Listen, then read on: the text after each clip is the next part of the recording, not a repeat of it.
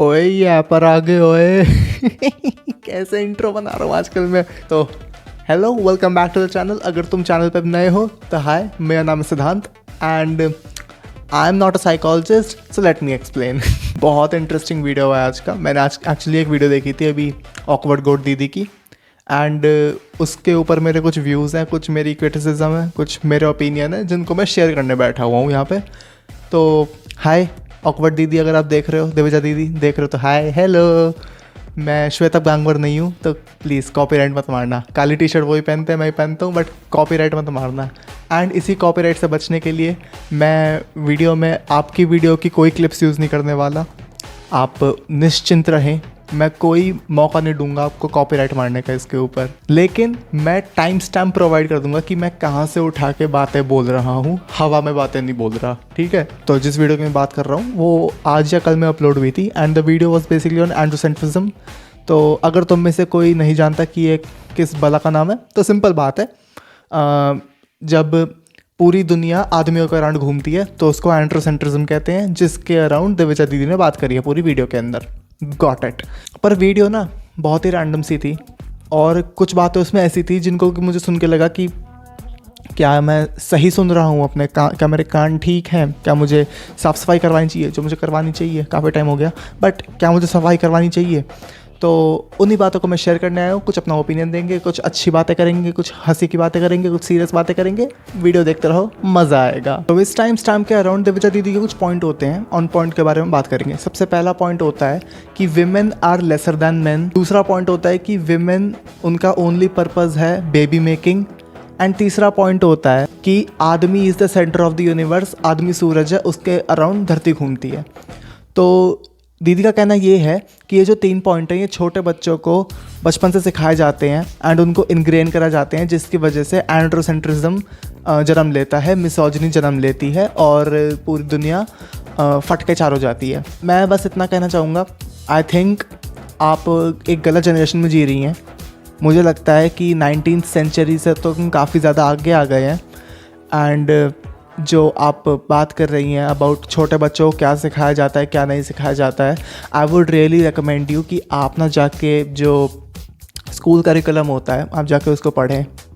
आप जाके देखें कि वहाँ पे टीचर्स क्या सिखा रहे हैं। एक पीरियड होता है छोटे बच्चों का आजकल, लाइफ स्किल्स, एंड उसके अंदर ना बताया जाता है कि रिस्पेक्टफुली कैसे ट्रीट किया जाता है ह्यूमंस को। एंड छोटे बच्चे सीखते भी हैं। आप इसको इंस्टाग्राम रील्स पे देखेंगे कभी कभी कि पेरेंट्स अपने बच्चों को शोकेस करते हैं, जो कि इज़ नॉट गुड, लेकिन वो दिखाते हैं कि उनके बच्चे एक अच्छी फॉरवर्ड थिंकिंग रखते हैं, वो प्रोग्रेसिव थिंकिंग रखते हैं एंड पेरेंट्स नहीं सिखा रहे अपने बच्चों को ये चीज़ें। हाँ, अगर गाँव के होंगे लोग, मैं स्टीरियोटाइप नहीं कर रहा, मैं बस नॉर्मली कह रहा हूँ, ये होता है वहाँ पे जाके, क्योंकि वहाँ पे इंटेलेक्ट की कमी होती है लोगों के अंदर। तो गाँव के अराउंड जो लोग होते हैं वो कहते हैं कि औरतें कम होती हैं आदमी से, आदमी बेटर है औरतों से, फलाना ऐसी चीज़ें होती हैं। लेकिन मैं आपको बताना चाहूँगा कि that is not the case. Majority का केस ये नहीं है। In fact the amount of development in progressive thinking that we have had in the past 2 years, I think it is tremendous, बहुत ज़्यादा अच्छी हुई है। एंड जो कुछ होते हैं ना रिटार्डेड, जिनको कहता हूँ मैं कि इनको कुछ पता ही नहीं है, अनपढ़ लोग हैं, वो उनकी तादाद कम हो चुकी है। इस टाइम स्टैम्प के अराउंड दीदी की बात होती है कि जो एग्जिट साइन होते हैं थिएटर्स के अंदर एंड प्लेन्स के अंदर, जो एग्जिट साइन होते हैं वो बहुत ही ज़्यादा ना मेन सेंट्रिक होते हैं। इनफैक्ट जो सिलुएट होता है उसके ऊपर, एग्जिट साइन के ऊपर, वो एक आदमी का होता है। तो मुझे ये जानना है कि क्या हम सिंपली इस बात से कि जो सिलुएट है उसके ऊपर कर्व्स नहीं है, इस बात से हम प्रेडिक्ट कर रहे हैं कि वो एक आदमी का सिलुएट है? आप ये कहना चाह रहे हो क्या कि कर्व्स की एग्जिस्टेंस ना होना एक आदमी का सिलुएट बना देती है? मैं आपको बताता हूँ, मैंने इसकी हिस्ट्री पढ़ी है, क्योंकि आई डोंट थिंक देवजा दीदी ने पढ़ी थी, नो ऑफेंस, बट मैंने पढ़ी थी। तो जापान में अराउंड 1956 के अराउंड टोक्यो ओलंपिक्स वगैरह जब हो रहे थे, I don't think it's 1956, I might have the dates wrong, but during the Tokyo Olympics इसको ईजाद किया गया था फ्रॉम दीज 2 डिज़ाइनर्स, जिन्होंने इसको इस मद्देनज़र रख के बनाया था, sitting with psychologist by the way, हम ऐसे क्या सिलुएट्स बनाएं जो कि देखते ही ब्रेन को ट्रिगर हो कि ओके यहाँ पर इस एक्टिविटी की बात हो रही है, ये जो साइन है ये डिनोट कर रहा है। It has nothing to do with कि ये आदमी का है या औरत का है।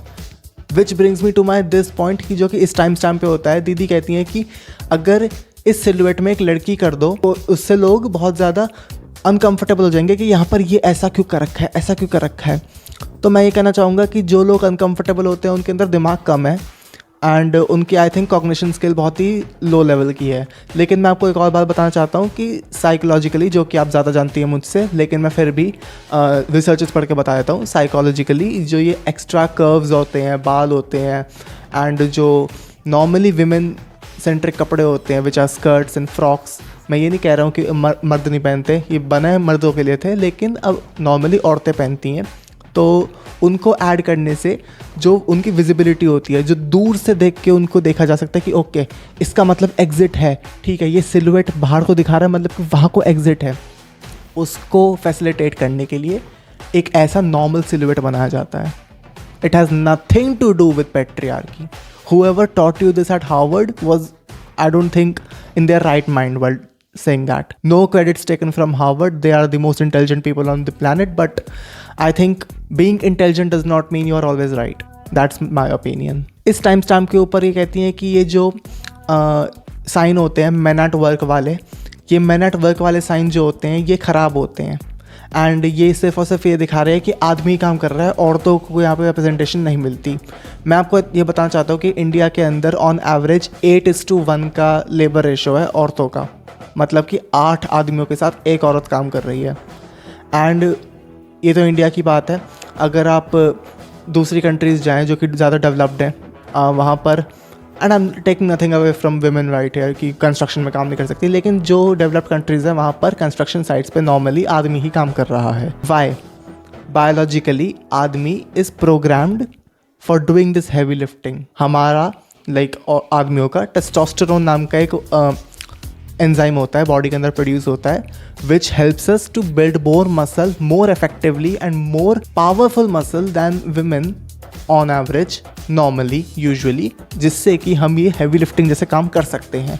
इस वजह से we are more suited to these construction works. तो इसका ये मतलब नहीं है कि औरतों को रिप्रेजेंटेशन नहीं मिल रही, they are just putting that usual thing कि यहाँ पर नॉर्मली 90% आदमी काम कर रहा है, 8 आदमियों के साथ एक औरत काम कर रही है, मुश्किल से ये हो रहा है, देख रहे हो। हम ये नहीं कह रहे कि औरतें काम नहीं कर रही, हम ये कह रहे हैं कि कम कर रही हैं, तो मैन एट वर्क दिखाना ज़्यादा नॉर्मल लगता है वहाँ पर। उसके बाद इनका इस टाइम स्टैम्प पे एक बहुत ही घटिया सा वो होता है ओपिनियन की जो ब्रो शब्द है वो बहुत ज़्यादा मेल सेंट्रिक है, क्योंकि ब्रो का मतलब ब्रदर होता है।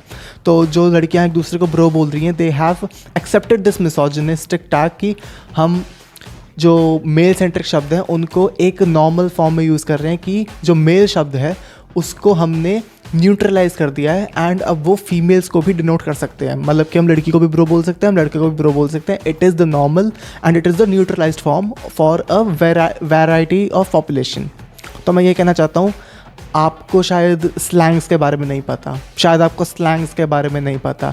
हम ब्रो लड़कियों के लिए भी नहीं, हम सिचुएशंस के लिए भी यूज़ कर लेते हैं, हम सिचुएशंस में भी यूज़ कर लेते हैं bro. And I don't think I've ever seen a woman that has a problem with that. Even though you keep on emphasizing this fact कि औरतों को इससे प्रॉब्लम होती है, there is a very big problem here, very big problem here. No, there is not a problem here. And I have done my research here. I have taken anecdotal evidence as well. मैंने लड़कियों से ही बात करी है, क्योंकि मैं लड़कियों से बात कर सकता हूँ। मैं फ्लेक्स नहीं कर रहा हूँ लड़कों, मैं बस बता रहा हूँ। तो उन्होंने कहा कि हमें कोई फ़र्क नहीं पड़ता, कोई हमें ब्रो बोले या फिर बहन बोले, हम तो सबकी माँ हैं। एंड फिर आगे जाके इस टाइम पे आता है कि फादर्स मदर्स अपने बच्चों को बच्चा या बेटा कहते हैं, वो बेटी या बच्ची क्यों नहीं कह सकते। तो मैं आपको ये बताना चाहता हूँ, मेरे पापा मेरे को बेटी बोल देते हैं बीच बीच में, एंड मेरे को कोई दिक्कत नहीं होती, मुझे बहुत मज़ा आता है। मुझे उस टाइम ज़्यादा लगता है कि मेरे पापा मुझसे अफेक्शनेट है ज़्यादा, तो मुझे नहीं पता what are you want to. इस टाइम पे दीदी बात कर रही होती है कि ड्यूड जो शब्द है वो भी एक ऐसा ही शब्द है जैसे कि ब्रो और बच्चा बेटा। तो मैं आपसे पूछना चाहता हूँ कि who the hell is using dude in 2026। 5 minute 14 seconds पे दीदी बात कर रही होती है अबाउट दिस कमेंट कि उनका इंट्रो है कि हे गर्लीज, जैसे कि मेरा है कि कैसे हो भाई लोग, तो उनका है हे गर्लीज। एंड गर्लीज में उन्होंने ये जब इंट्रो बनाया तो कमेंट में एक लड़का लिखता है कि मैं आपका सपोर्ट करता हूँ, समर्थन करता हूँ, किंतु आपने ये लड़कियों वाला बोल के, मैं तो लड़का हूँ, आपने ये हे गर्लीज क्यों बोला, आई एम नॉट वेलकम। तो आई डोंट थिंक दीदी अंडरस्टैंड्स ह्यूमर, क्योंकि ये कमेंट देख के कोई भी समझ जाएगा कि ये एक बहुत ही नाकाम जोक मारने की कोशिश है। आई don't think she understands this, but okay, कोई बात नहीं, कभी कभी नहीं समझ आता कि सरकाज़म या फिर ह्यूमर क्या है। I won't take anything away from here. इस टाइम से कह रहा हूँ, दीदी बात कर रही थी कि जो फीमेल टर्म्स हैं उनको जेंडर न्यूट्रल क्यों नहीं बना सकते। एंड मैं आपको बताना चाहता हूँ कि मेरे पापा मेरे को बेटी बोल देते हैं एंड मेरे आसपास की लड़कियाँ मेरे को बेबी गर्ल कह देती हैं। एंड मुझे दोनों बात में कोई दिक्कत नहीं होती। I am just to open with my sexuality, I'm just too confident in my gender and my testosterone levels. I do not really care अगर आप मेरे को बेटी या फिर बेबी गर्ल बोल दो। तो जिनको फ़र्क नहीं पड़ता उनको नहीं पड़ता। Gender neutral terms they are your choice. मैं अपनी बहन को भाई बोल दूँ, वो मेरे को बहन बोल दे, I do not really care. As I said, मेरे को बेबी गर्ल कह देते हैं यार, कहाँ से लगता हूँ मैं, दाढ़ी है मेरी। फिर अराउंड 5 मिनट 54 सेकेंड्स पे दीदी बात कर रही हैं कि जो NCRTs हैं इनके अंदर ही और हिम जैसे टर्म्स यूज़ हो रही हैं which are considered gender neutral, and जबकि दे एंड देम जैसी टर्म्स हैं which are actually gender neutral, या फिर why can't they use she और her, and that is a very good point. लेकिन मैं आपको एक बात और बताना चाहता हूँ कि NCRT लास्ट 2001 में अपडेट हुई थी और आई थिंक 2013 में अपडेट हुई थी, क्योंकि the consensus in NCRTs in normal NCRT books is from 2013। तो आई थिंक एजुकेशन अपडेट करना पहले ज़्यादा इंपॉर्टेंट है या फिर ही हिम को शी देम शी दे करना। NCRT में करिकुलम तो अपडेट हो नहीं रहा, ये अपडेट करके हम क्या उखाड़ लेंगे, जस्ट सेइंग। फिर दीदी का ये पॉइंट होता है जो कि मेरे को लगता है बहुत ही फालतू। I think this is the most फालतू point of this entire video, except the political point यहाँ पे जो ये मारती हैं, वो वीडियो के एंड में आएगा। बहुत सही है, वो सुन के तो मैं भाई मज़ा आ जाएगा। तो यहाँ पे दीदी बात कर रही हैं कि जैसे कि हम रेफ़र करते हैं ह्यूमैनिटी को एज मैन काइंड, तो why can't we call it womankind. मैं दीदी आपको ये बताना चाहता हूँ कि there is this thing called language, and language ना इवॉल्व करती है ओवर टाइम।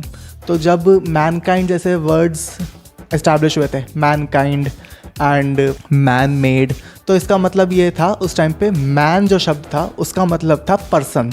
जैसे कि अब हम पीपल या पर्सन यूज़ करते हैं, उस टाइम पे मैन यूज़ होता था। एंड जो आदमी के लिए शब्द था वो था वेर, और जो लड़की के लिए था वो उसको कहते थे विफ। तो ये इंग्लिश है, this is the old English. तो इस वजह से mankind actually meant humanity and humans. It had nothing to do with a male और a Homo sapien who has a penis. So this is half knowledge, and half knowledge is very harmful. I would suggest आप अगली बार research करके आना ऐसे points मारने से पहले। Plus language is very fluid. तो लैंग्वेज वाला पॉइंट है ना कि gender neutral terms and gender neutral terms use करने में अगर हम फीमेल टर्म्स यूज़ करेंगे तो फिर हमें अनकम्फर्टेबल होगा। एक तो अजम्पशंस पे दीदी बहुत बात करती हैं कि I know you are uncomfortable, how do you know am I uncomfortable और not. A lot of people are not uncomfortable, so do not assume things. Assumptions is very wrong in any scenario. तो language is very fluid. कोई कुछ भी use कर सकता है, and it does not really matter to anyone. In this era, 2026, World War, all of that, nobody really cares if कोई मुझे भाई या कोई मुझे बेबी गर्ल कह दे। I do not really care, and nobody really cares. I hope all the women and the guys watching this video would be agreeing to my point. Which also brings me to my next point, जो कि इस time stamp पे आता है कि कहती हैं कि this happens in jobs as well. You call a person a female, you call a person a pilot, and then there's a female pilot. You call a person doctor, and then there's a female doctor. So no, professionally, a pilot is a pilot, a doctor is a doctor. There is nothing such as a female pilot or a female doctor. आप planes board करते हो, मुझसे ज़्यादा करते हो, आपको पता होगा। When they are referring to the pilots, they are calling this captain and the second captain, and उनका कोई फ़र्क नहीं पड़ता कि they are male or female. They would not even mention it. They would just say Captain Aditya Sharma, Captain Hemant Rao, something like that. They do not really care if the person seated is a woman. And same goes with doctor. It's Dr. Swati and Dr. Rajesh. Does not matter. It's not doctress. So that is also a very फालतू का point. फिर 9-11 पे that's so bad. फिर 9 minute 11 seconds पे बात कर रही होती दीदी कि BMI जो है वो एक फ्लॉड कॉन्सेप्ट है, जो कि मैं भी कहूँगा कि हाँ फ्लॉड कॉन्सेप्ट है। क्योंकि मैं बताऊँ, मेरे दोस्त हैं and they have tons of muscle on their body, like they are 1 inch taller than me and they have tons of muscle on their body, and अगर कोई उनका BMI निकालेगा तो इट वुड बी कंसिडर्ड कि वो obese हैं, वो overweight हैं, which is of course not the case. तो दीदी बात करती हैं अबाउट BMI कि कैसे वो फ्लॉड एकदम, एंड विच इज़ ट्रू। एक हद तक दिस बात इज़ ट्रू, एंड कि डॉक्टर्स आज तक जब BMI यूज़ कर रहे थे तो they were actually referring to the body standards of a man. Women के लिए BMI was never actually made, but I want you to know this fact कि BMI आज तक मेडिकल साइंसेज में कभी भी ऐसे एक पत्थर की लकीर की तरह यूज़ हुआ ही नहीं। In fact BMI is the most unreliable source from the dawn of time, and ये बात स्टार्टिंग से सबको पता है, क्योंकि कुछ भी कंसिडर नहीं होता BMI के अंदर. A person can have muscle, a person can have fat, a person can have visceral fat, any kind of fat, and you would never know कि क्या पता वो बंदा ओवर वेट है, अंडर वेट है, waist sizes, X-ray, bone density, कुछ नहीं पता. जब इतने सारे फैक्टर्स हमें पता ही नहीं है तो BMI was actually medically scientifically never reliable in the first place. आदमियों के लिए रिलायबल नहीं था वो. तो BMI वाला पॉइंट भी एक हद तक इनवैलिड सही है, but I get what you are saying. And देखो यार, ऐसी बात नहीं है कि I disagree with everything because she is a woman. No, I actually agree with a lot of things यार. And one of them is CPR. इस time पे शी टेल्स की CPR जैसी जो इंपॉर्टेंट प्रैक्टिसेस होती हैं वो हमेशा मेल मैनिकिन्स के ऊपर सिखाई जाती हैं, जिस वजह से, एंड दिस इज़ प्रूवन, कि जो फीमेल्स को जब CPR की नीड पड़ती है तो बहुत लोग नहीं देते. क्यों? क्योंकि CPR देने के लिए you need to keep your hands in the middle of the chest, and औरतों की चेस्ट में ऑफ कोर्स कोई आदमी हाथ नहीं डालना चाहता, तो that causes a lot of hazards, क्योंकि सिखाया नहीं जाता. They are never made to practise on a female mannequin, which is a very big point, and kudos to her for raising this, which is a thing, and I really support her here. लेकिन इसके बाद वो दोबारा से एक बात कर देती हैं जिसको मुझे सुन के लगता है कि यार why couldn't she research. वो कहते हैं कि mannequin is a French word which stands for little man, and female mannequin को फीमेल मैनिकिन जैसी एक वर्ड में कहते हैं. तो मैं दीदी आपको बात बताना चाहता हूँ, जिसने भी थोड़ी सी भी फ्रेंच पढ़ी है ना उसको पता होगा कि फ्रेंच के अंदर ना आप वॉशिंग मशीन का भी जेंडर बता सकते हो. Like you call a pen, like अगर कोई पेन रखा है तो you could call it a stylo, which means it is a male pen.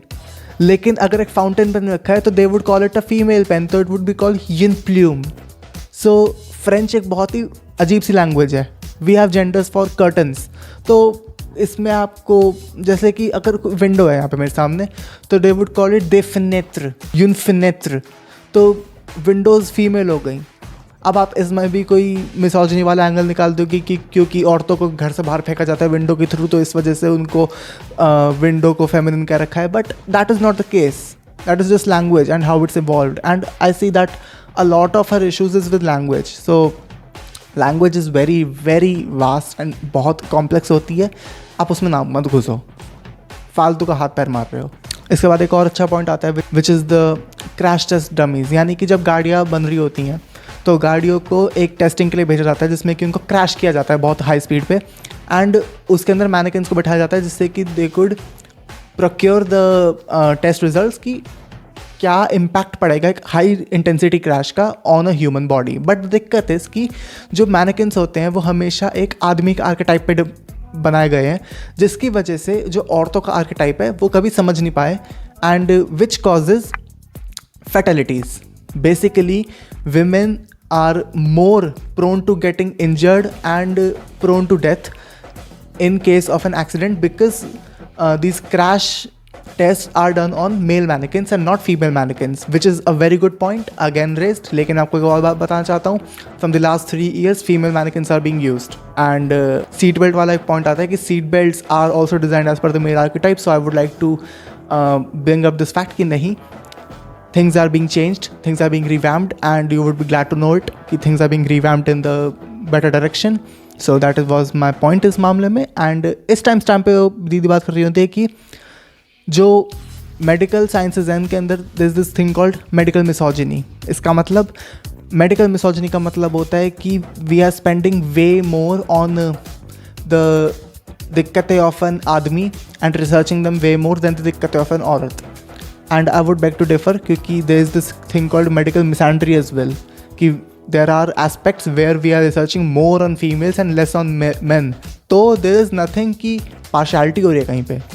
अगर PCOS, PCOD, एंडोमेट्रियोसिस की कोई अभी दवाई नहीं है, कोई क्योर नहीं है, तो male pattern baldness, infertility disorders and Duchenne muscular dystrophy, इनका भी अभी कोई इलाज नहीं है. इनफैक्ट इरेक्टाइल डिस्फंक्शन की यहाँ पे बात करती हैं कि इरेक्टाइल डिस्फंक्शन के ऊपर ज़्यादा रिसर्च हो रही है. I would like to tell you in multiple cases erectile dysfunction is not curable. जैसे कि PCOS और PCOD they are only manageable, so is ED. It is not curable in a lot of cases. And जितना मैं पढ़ता गया ना इस मामले के अंदर, I realise that the medical misogyny, the topic is very historical in fact. जैसे कि सती प्रथा, which is I do not know how it even came into history, but जैसे कि सती प्रथा अगर हम एज एन एग्जाम्पल लें तो medical misogyny is the similar thing. Medical misogyny is a part of history now and it is not as prevalent as it was back in the time. इसके ऊपर बहुत ज़्यादा काम हो चुका है. एग्जिस्ट करती है, मैं ये नहीं कह रहा हूँ एग्जिस्ट नहीं करती, ऐसा एग्जिस्ट तो कास्ट सिस्टम भी करता है बहुत ही अच्छे लेवल पे इन दी अर्बन एरियाज़. लेकिन वही बात है, it is being revamped, it is being doing for the better. मैंने ऐसा पढ़ा कहीं पे and I think that things are going back to good.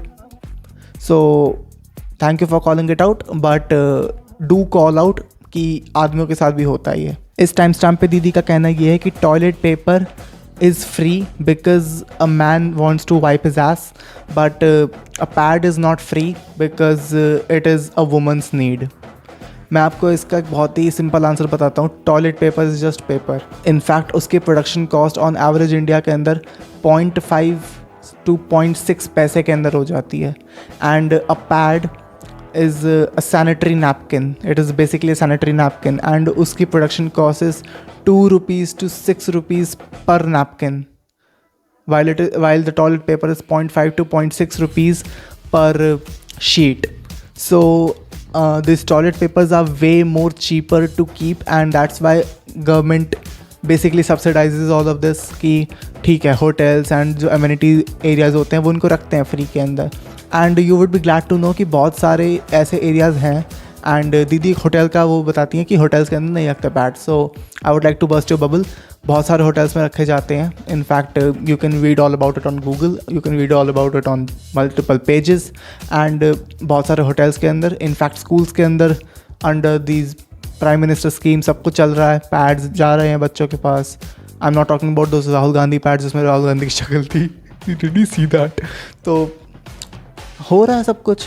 I do not know where do you bring your points from because this is purely logistical and business point of view. And let me tell you, अगर आदमियों को कोई दिक्कत होती तो late से आदमियों को पीरियड्स होते, पैड्स क्या फ्री में बंटते? नहीं.